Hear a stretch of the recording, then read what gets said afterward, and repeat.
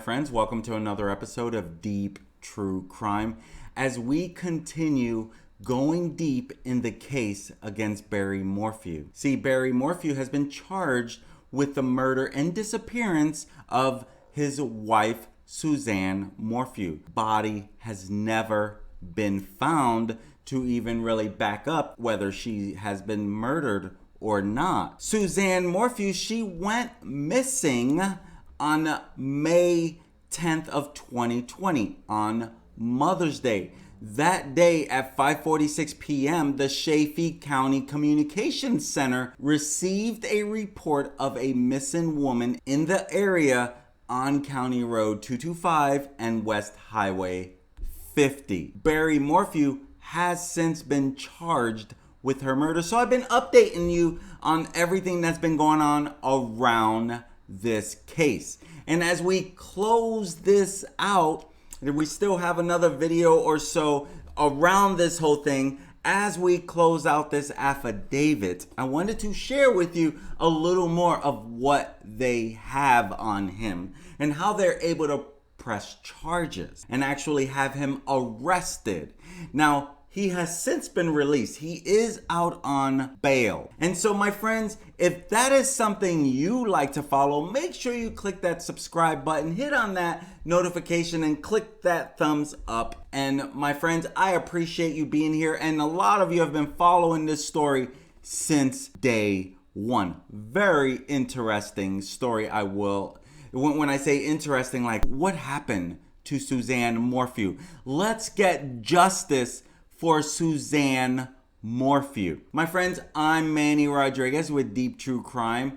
Thank you for following us. We continue diving deep in the affidavit of the case against Barry Morphew.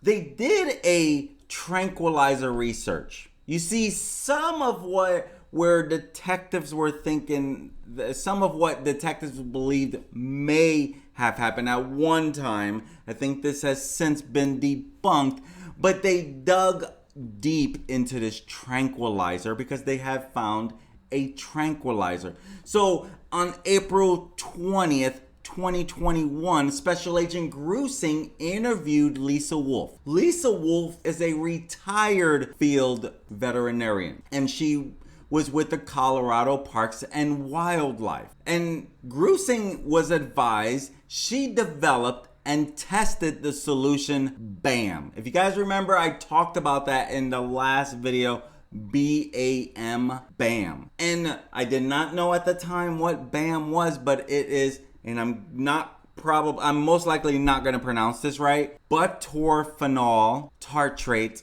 azaparone tartrate, and medetomidine hydrochloride. So this is an anesthesia combination that is used to immobilize a broad range of species of animal. Wolf, she practiced as a licensed veterinarian for 35 years and taught courses on the effects of sedatives on wildlife. Now, Wolf said BAM has not been tested on humans to her knowledge, but she predicts a tranquilizer dart would cause considerable hematoma to human skin because it was developed to pierce through deer hide. And so Wolf estimated that a female of Suzanne's size would likely be fully sedated from a dose of BAM in 8 to 12 minutes and in complete sedation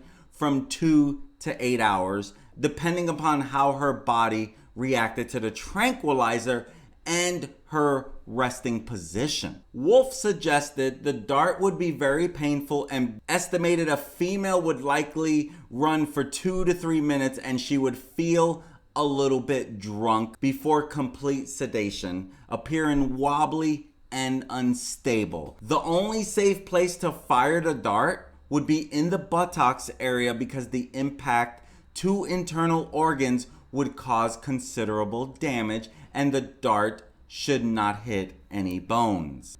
Now, Wolf said that a person's breathing would be difficult while sedated from BAM due to brain hypoxia since oxygen coming into the blood would be low. If a person was lying on her back, her breathing would sound like a snore as the tongue could be pushed into the airway. Interesting that she would say her breathing would sound like a snore. As you know, the last time Barry said he knows of her to be alive was when she was lightly snoring when he left for his trip. Wolf said a BAM dose to a human could be fatal, depending on the health of the person, and a second dose would likely cause brain damage. A licensed veterinarian must prescribe BAM for it to be used legally. Interesting that he even has this thing. Wolf was asked about Telazol, which Telazol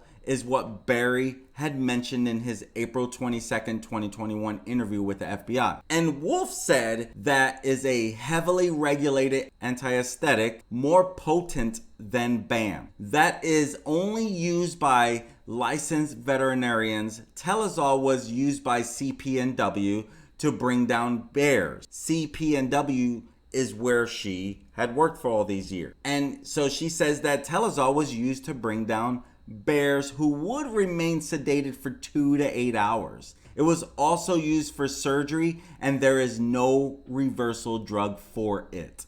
Wolf believed Telazol was a DEA Schedule 3 class drug, and she was surprised any civilian would have it. Now, Wolf did say that xylazine is similar in nature to BAM and is a sedative sometimes used to smooth out the effects of Telazol. She stated that tolazine reverses the sedative effect of xylazine. Wolf said atipamezole would likely be used to reverse the effects of BAM. Now, I'm going to say this again. These are hard for me to pronounce, let alone understand them. I'm not a veterinarian.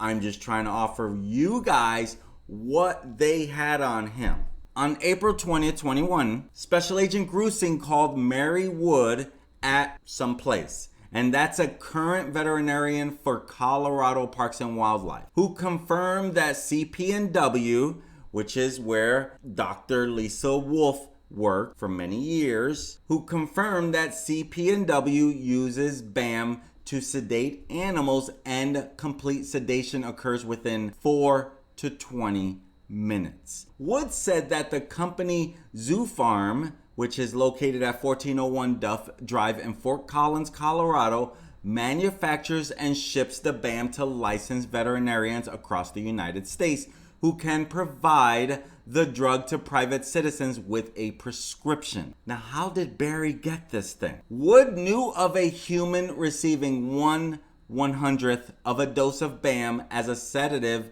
in an IV, but she thought a full dose to a human might be fatal depending on the physical characteristics of the human. Wolf said the dart should be targeted towards areas of muscles with no bones, possibly the buttocks. Affidavit, this is everything they're putting together by the sworn officer who put this affidavit together, but there is really zero evidence supporting any of this theory around the tranquilizer being what was used on her to sedate her and do something. And so, then you had the Suzanne being chased around the home with the tranquilizer dart based on, where his cell phone was pinging throughout the home, but that looks like it has since been debunked. So it's hard to really say where this tranquilizer really comes in the grand scheme of all of this. So I'm just doing my best to keep this open with you as I'm trying to also keep you updated around this case. So the next thing they find out, not long after she goes, months, he allegedly might have been dating someone. So on December 16th, 2020, Chaffee County Sheriff Office Deputy Miles Jones received a tip from a person who requested to remain anonymous. She reported that her friend Shoshana Lewis Dark is intimately involved in a relationship with Barry. On December 17, 2020, Sergeant Heist Julian and Agent Cahill interviewed Dark at the Chaffee County Sheriff's Office. She said she has known Barry since October 2020 because she cleaned his neighbor's house and met him at the dumpster by chance. She denied being in a romantic or sexual relationship with Barry. Dark deleted items on her phone, one possibly being a second phone number for Barry, in front of investigators, and was evasive in answering questions from sergeant and agent. Dark said she called the CBI tip line in May 2020 to report strange vehicles being in the area around Puma Path around the time Suzanne disappeared. Dark said in the December interview that she did not know Suzanne, and Suzanne, she's my age. She's a lot of people say I resemble her. That was a comment from Shoshana Dark. From December 2020 through April 2021, numerous Salida residents have reported that Dark is in a relationship with Barry. Their relationship is reported to date back to July 2020, though investigators have not confirmed that. A poll camera installed by the FBI has captured Barry's truck consistently coming and going from Dark's residence, often between 9 p.m. and 11 p.m., sometimes staying through the night. And they're not having more than just friends relationship? CBI agents Graham and Cahill confirmed that Dark and Barry checked into the Antlers Hotel in Colorado Springs on February 12, 2021, and checked out on Valentine's Day, as captured on surveillance footage that you're looking at right now, with Barry carrying Dark's luggage and Dark holding a bouquet of flowers. Barry's cell phone was either off or in airplane mode during a majority of this trip. And they say they were not in any type of relationship. Is that not the weirdest thing to know about this Antler Hotel? In summary, Suzanne Morphew is missing and presumed dead per all nationwide checks, investigative leads, and absence of interactions with Jeff Libler, Sheila Oliver, Mallory Morphew, and Macy Morphew. Once the girls left the Morphew house on May 5th of 2020, Suzanne began to take her steps to leave Barry, while Barry took steps to control her, incapacitate her, stage a crime scene, and create his alibi for her disappearance. No hike existed that Saturday afternoon in Barry's multiple interviews with CBI until a June interview when he said they hiked to Foose's Lake. CBI allowed him to assert that a few times until they refuted the hike in his July interview. Barry was told that he was driving in Salida that afternoon asking Tim Backhoe to purchase a backhoe attachment for his Bobcat. Finally, Barry put his phone in airplane mode that Saturday afternoon at 2:47 p.m. after he returned home and ran around his house at 2:44 p.m. He claimed to CBI that he and Suzanne ate steaks, though he cannot describe them, that she washed Mallory's sheets, though Mallory said the bed was made when she left, that they had sex, though he could not describe what happened following sex, that he woke to his alarm at 4:30 a.m., though no alarm was set on his phone and his truck telematics were moving in the 3 a.m. hour, and that he had to suddenly leave for a job in Broomfield, though he did not tell his co-workers he was leaving that morning. Barry initially blamed a mountain lion for Suzanne's death upon being notified of her bicycle recovery. In 2021, Barry blamed the turkeys for why he did not have veggie soup with Suzanne during lunch on Saturday, May 9th, the deer for why his tranquilizer gun was used to explain the needle sheath recovered in the dryer, and a chipmunk for why he was running around his house after arriving home at 2:44 p.m.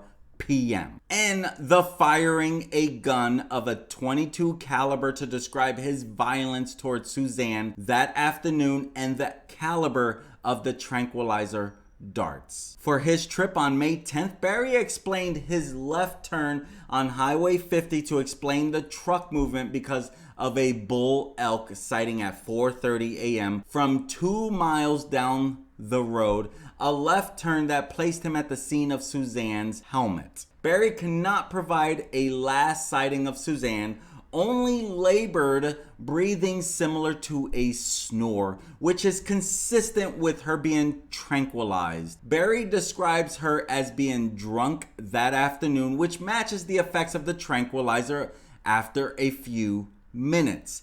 He says he is running around the house, most likely chasing Suzanne while she is conscious. Barry has admitted that he had taken Suzanne's phone from her at least twice in the past to try to monitor or control what she was doing. There is no phone activity for Suzanne after 2:30 p.m. on Saturday, which is out of the norm for her typical behavior and an abrupt end following her 59 communications with Jeff Libler that morning and afternoon. By around 2:30 p.m. on Saturday, May 9th, it had become clear that Barry could not control Suzanne's insistence on leaving him, and he resorted to something he has done his entire life: hunt and control Suzanne like he had hunted and controlled animals. Barry told investigators early on that he blamed alcohol for Suzanne's change of behavior and her distant unlovingness to him, though she was not a heavy drinker. Barry used alcohol, drugs, and chemo throughout his interviews to describe Suzanne's independence and distancing from him, saying it was every day that last week. Barry finally blamed God for Suzanne's death after being informed of the affair as a form of judgment on her, and has stated repeatedly that God allowed this to happen. Barry told FBI and CBI numerous times no evidence exists, which infers he knows what happened to the evidence in this case. When the Ritters called Barry at around 5 p.m. on Sunday to tell Barry they could not find Suzanne, Barry was in his hotel room and had been there since about 12:40 p.m. However, he should not be there, per his alibi, to be out of town for an emergency job in Broomfield. Barry told the Ritters he was at the job site. He told the FBI, CBI, and Chaffee County Sheriff Office he was at the job site. He left his room, took tools out of his truck, and put them in the lobby to make it look like he was returning from the site. Barry made very little attempt to contact Suzanne on his way home or look around his house or the bike scene because he already knew what happened to her. Setting the tools out that day was similar to what happened earlier that morning when Suzanne's bicycle was placed on the incline. As Deputy Brown commented, I started to question if something criminal had occurred, as it looked like the bike was purposely thrown in that location.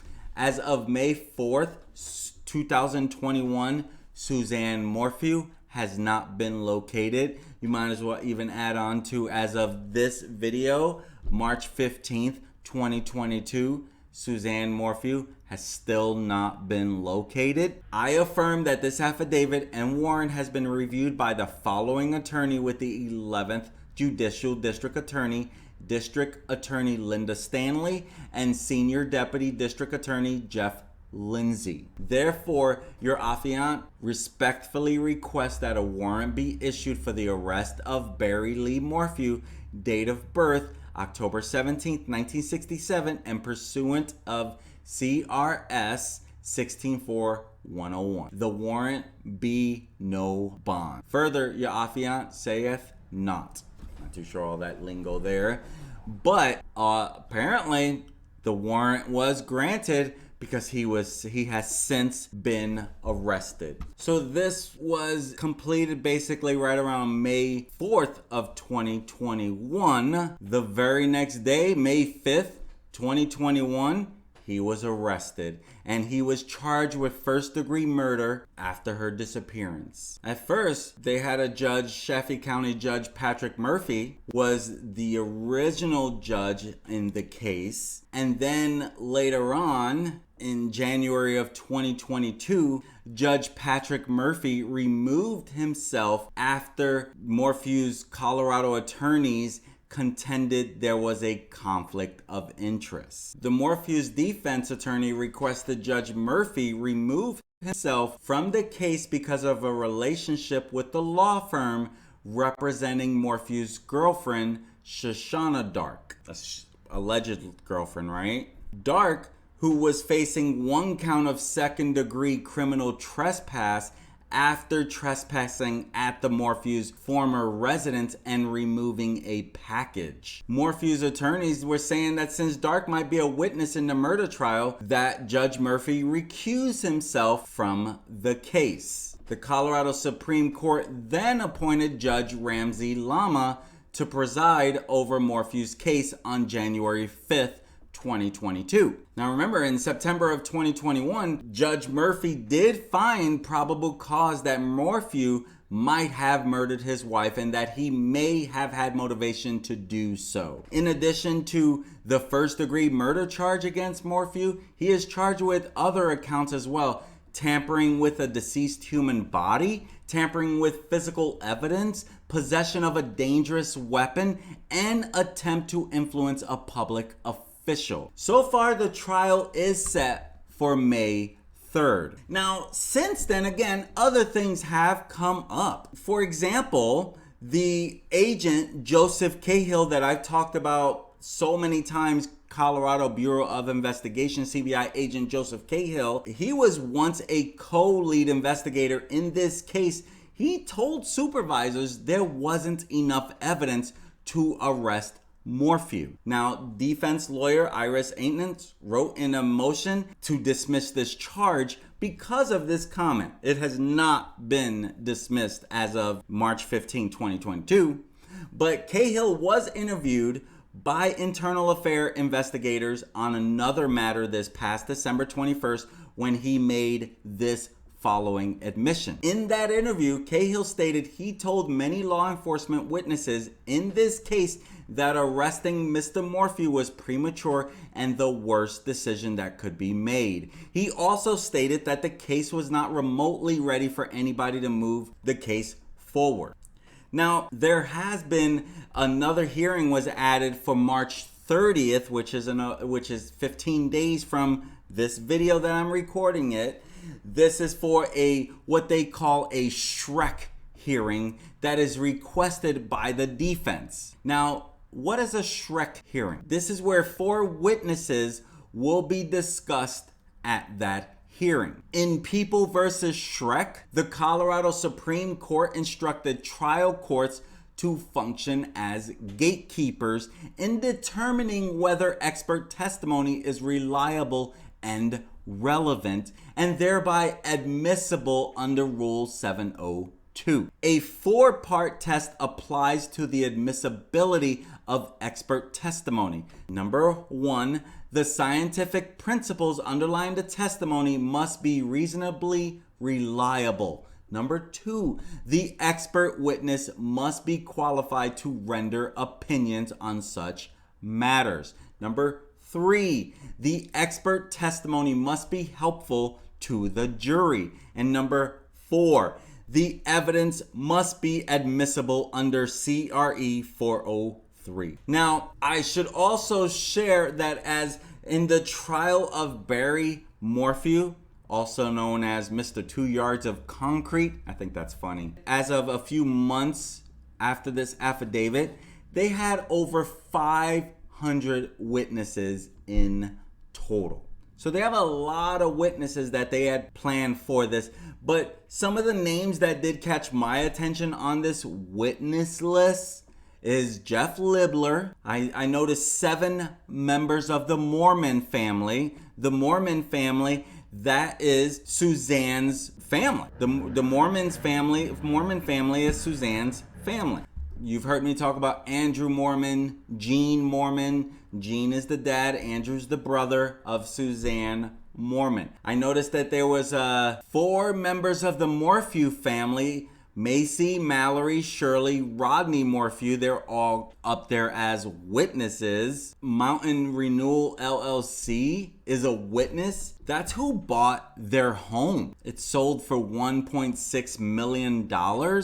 So they're there, and his girlfriend, Shoshana Dark, is there as a witness. So I find these names to be pretty interesting, that they're going to be witnesses in this trial. Like that, to me, I found that stuff to be interesting. My friends, that is the end of the affidavit. But we're not done covering this story yet. I want to give you a summary of all the things that the prosecution may be using against him. It's a recap on a lot of things, but I definitely want to share that with you. So we're not done with this story yet, but we are done with the story today. So make sure you hit that subscribe button. That way you get notified when I continue more of the Barry Morphew content, because this is not over. And in about 2 months, less than 2 months, he's going to trial, unless something happens before then. So I'm going to keep you updated, but I got another piece of content coming out very soon on what exactly does the prosecution have, a little more of a summary instead of 130 pages worth. Okay, I'm Manny Rodriguez. Thank you for joining me today. I hope you have an amazing, amazing day. I hope you like that this is a little more shorter for you as well. Trying to keep them a little more bite-sized and shorter for you. Thank you for your feedback. Thank you for your comments. Please let me know what cases you would like me to cover. I'm Manny Rodriguez. Peace.